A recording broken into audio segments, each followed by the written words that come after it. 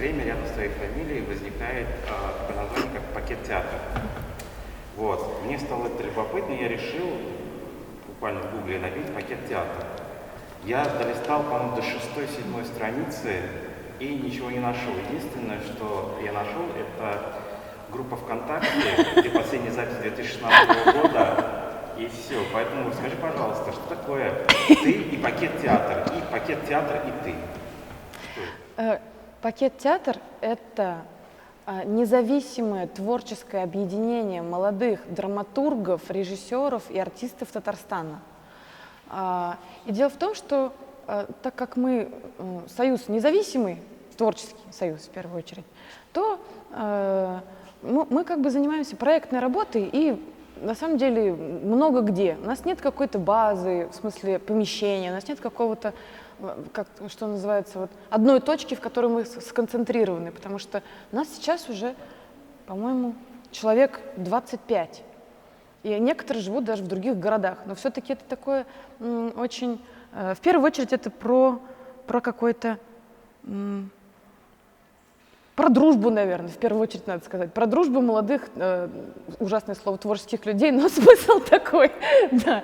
Поэтому мы то есть мы начинали свою работу в сотрудничестве с творческой лабораторией «Угол» и фондом поддержки современного искусства «Живой город».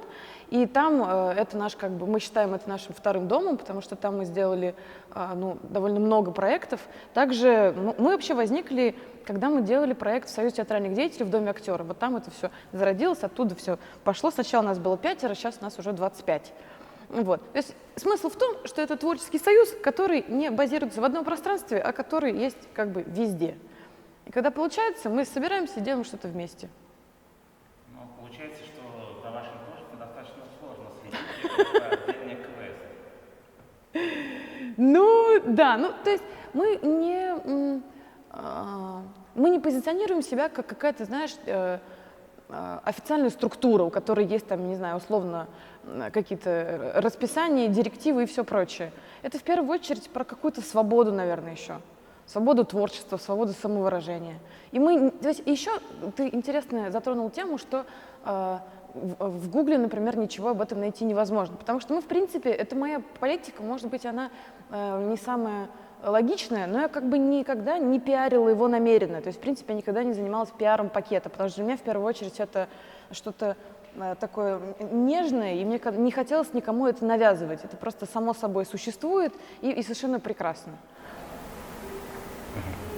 Отлично. И каково будущее «Пакет театра», хотя бы в ближайший год? Что мы услышим, что мы увидим?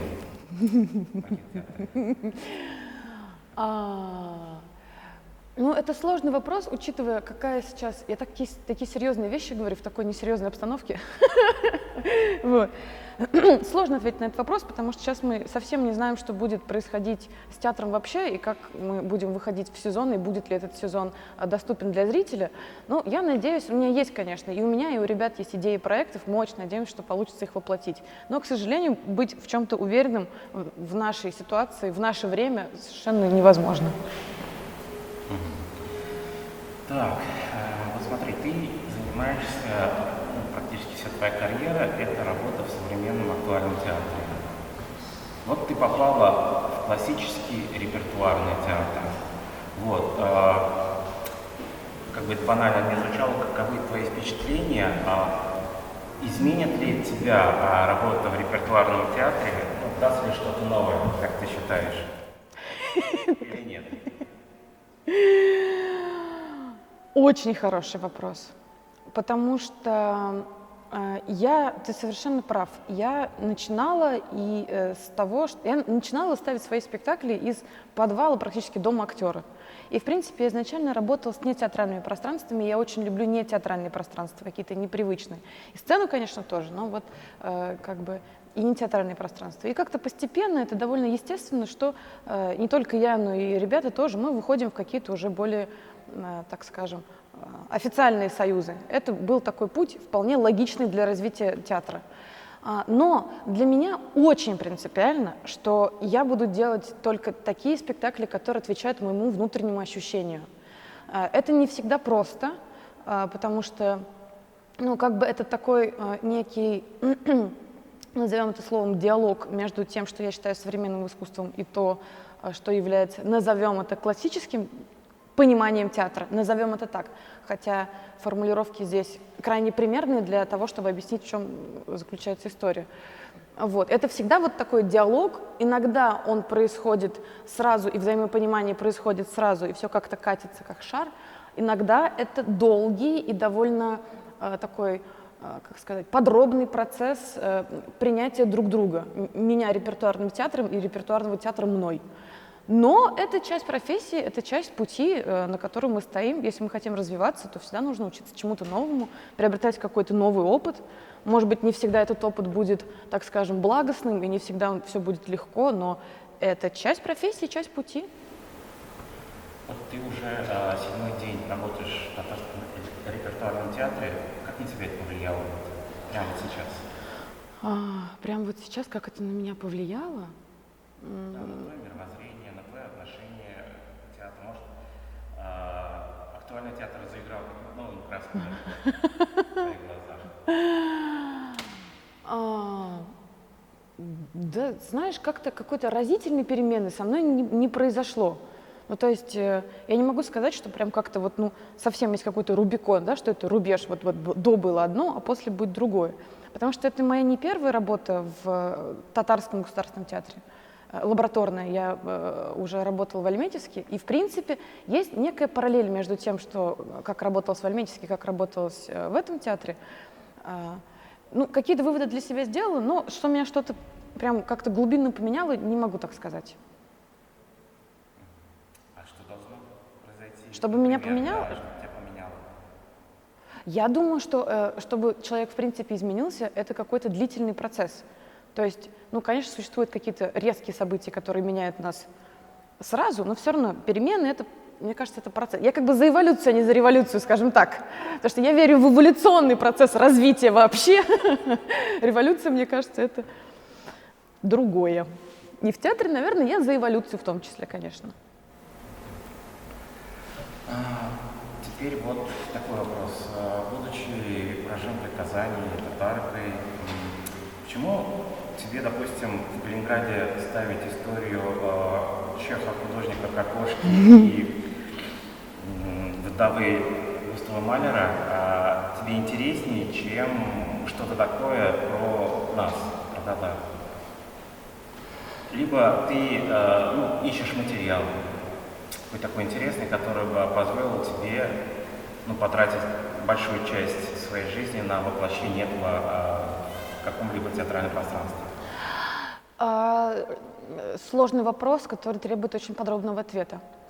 Я выбрала вот конкретно в Калининграде историю Малера и Анны Малер и Кокошки, потому что это была история про экспрессионизм, и это история художника, который, несмотря ни на что, продолжал, что называется, гнуть свою линию и работать, несмотря ни на что. А препятствия ему были многочисленные.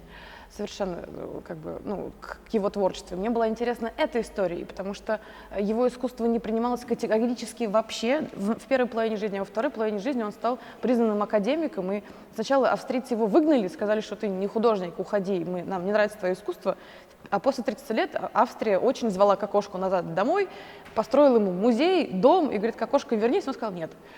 Вот это было для меня, может быть, какая-то личная история, может быть, что-то такое.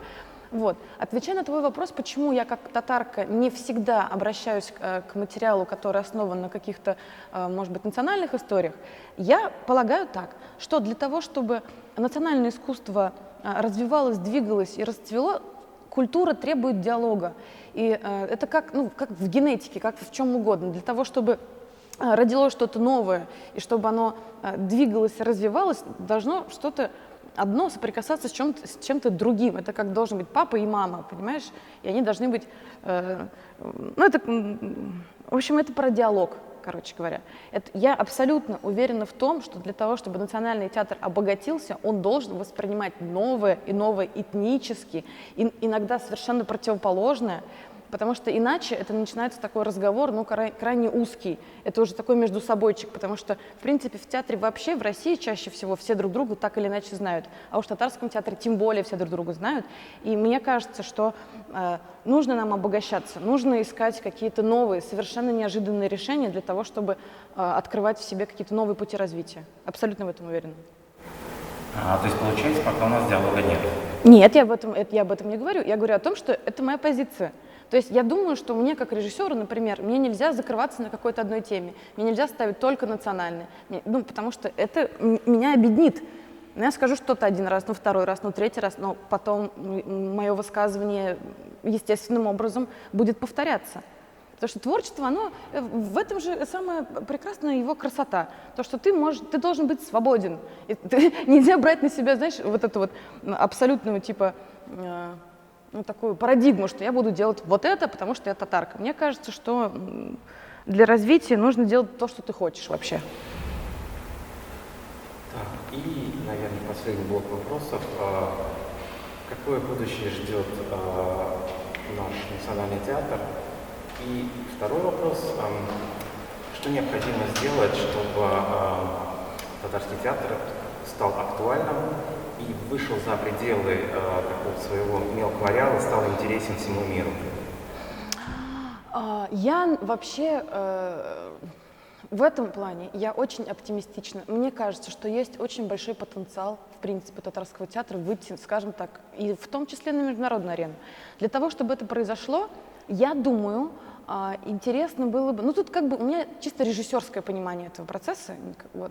Я думаю, что интересно было бы заняться, мне как режиссеру в том числе, поисками какого-то нового театрального языка для какого-то эквивалентного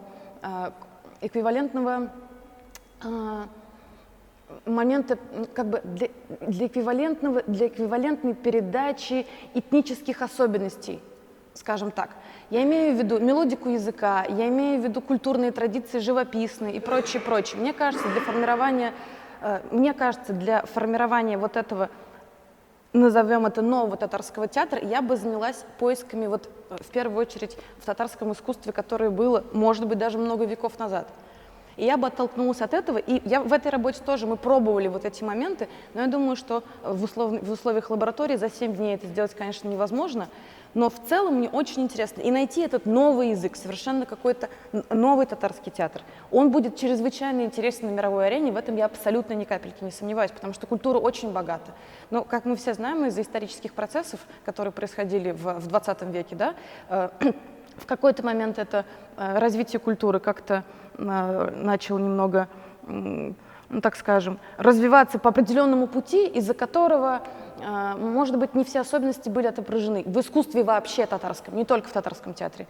И мне кажется, если мы вернемся как бы к корням, к каким-то истинным истокам, проработаем их теперь с нашим нынешним пониманием мира, и тогда может получиться что-то совершенно новое, но при этом абсолютно этническое. То есть, другими словами, ты абсолютно открыта к предложениям подобного рода? Конечно, и с большой радостью это делаю, потому что, как я тебе говорила уже, то, что во мне проснулось национальное самосознание в прошлом году внезапно, и причем проснулось во мне очень крепко. Для меня это, ну, дело какое-то, мне кажется, это как-то правильно, что ли, я не знаю. Плохо сказала правильно плохое слово, ну, точнее, неточное. Ну да, я более чем открыта к подобному диалогу.